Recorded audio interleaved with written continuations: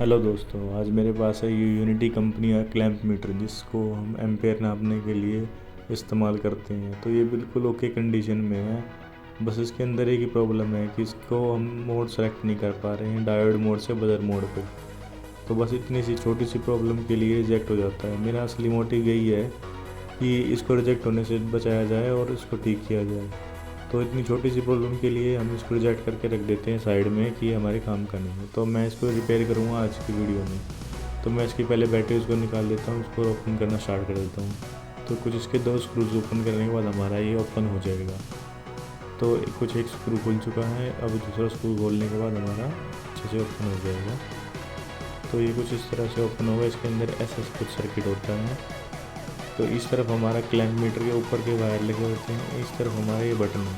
तो देखिए दोस्तों, जैसे कि मैं देख पा रहा हूँ इसका बटन टूटा हुआ है बिल्कुल अंदर जाके। इसको ज़्यादा ज़ोर से दबाया गया है शायद, या किसी चीज़ पे पटका गया है जिस वजह से टूट गया है। तो मैं इसके बटन को बाहर निकालूंगा और दूसरा बटन प्रेस करूँगा। तो अब मैं इसको सीजर की हेल्प से निकालना स्टार्ट कर देता हूँ। सोल्डरिंग आयरन को गर्म कर लिया मैंने। तो बटन को निकालने से पहले मैं थोड़ा सा सोल्डर लगा लेता हूँ ताकि हमारी पकड़ अच्छे से हो। तो मैं कुछ इस तरह से इसको साइड वेज से हीट करता हूँ। एक साइड से आप हटा देता हूँ, फिर दूसरी साइड पलट के दूसरी लेग को भी हीट कर देता हूँ, जिससे ही हमारा बटन बाहर आ जाएगा। तो कुछ इस तरह से इसकी हालत है, ये बिल्कुल बिखर रहा है टूट के। तो मैं इसको बाहर निकाल लेता हूँ दोनों तरफ से सोल्डर हटा के। याद रखिए दोस्तों कि इसको ज़्यादा ज़ोर से नहीं खींचना है, वरना हमारा ट्रैक उखड़ सकता है। तो इसको हट जाने के बाद मैं इसकी दोनों क्लिप्स को हटा देता हूँ। तो क्लिप हट जाने के बाद मैं देखता हूँ इसकी कैसी कंडीशन है। तो ये कुछ इस तरह से टूटा हुआ है पूरा, अलग अलग पिन हो चुकी हैं इसकी, और ये इसकी बॉडी है, ये इसका बटन है। तो ये कुछ इस तरह का था। अब मैं इसके अंदर डालूँगा ये नया वाला, इसी के तरह का बिल्कुल एग्जैक्टली सेम। तो ये बटन मेरा ओके है, तो मैं इसको डालना शुरू कर देता हूँ। इसको डालने के लिए ट्विज़र की हेल्प से पकड़ के हम इसको दोनों तरफ से हीट करेंगे। तो सोल्डरिंग आयरन को कुछ इस तरह से लगा के हम इसको हीट करना स्टार्ट कर देंगे।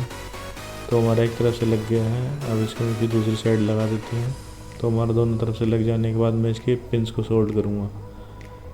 तो इसकी बटन की दोनों पिन सोल्ड हो जाने के बाद मैं इसको चला के देखूँगा। तो ये हमारा अच्छे से लग चुका है। अब मैं इसकी पिन को सोल्ड कर देता हूँ। तो पिन को सोल्ड कुछ इस तरह से करना है ताकि हमारा ये बटन मेल्ट ना हो, बिल्कुल दूर रखते हुए अच्छे से सोल्ड हो जाने के बाद देखिए अच्छे से सोल्ड हो चुका है। अब मैं इसकी वर्किंग टेस्ट कर लेता हूँ एक बार। इसकी वर्किंग टेस्ट करने से पहले मैं इसके वायर को साइड करके एक बार इसकी बैक कवर को लगा के फिर मैं सेल डाल के इसके अंदर वर्किंग स्टार्ट करूँगा इसकी। तो हमारा लग चुका है कवर, तो मैं इसके अंदर सेल डाल देता हूँ। तो पॉजिटिव नेगेटिव का ध्यान रखते हुए मैं इसके अंदर सेल डाल के एक बार इसको ऑन करके देखता हूँ। तो हमारा क्लैंप मीटर ऑन हो चुका है। तो अब इसके एक बार मोड चेक कर लेते हैं डायोड मोड पे। अब बजर मोड पे भी आ चुका है, देखिए मोड चेंज हो रहे हैं दोनों।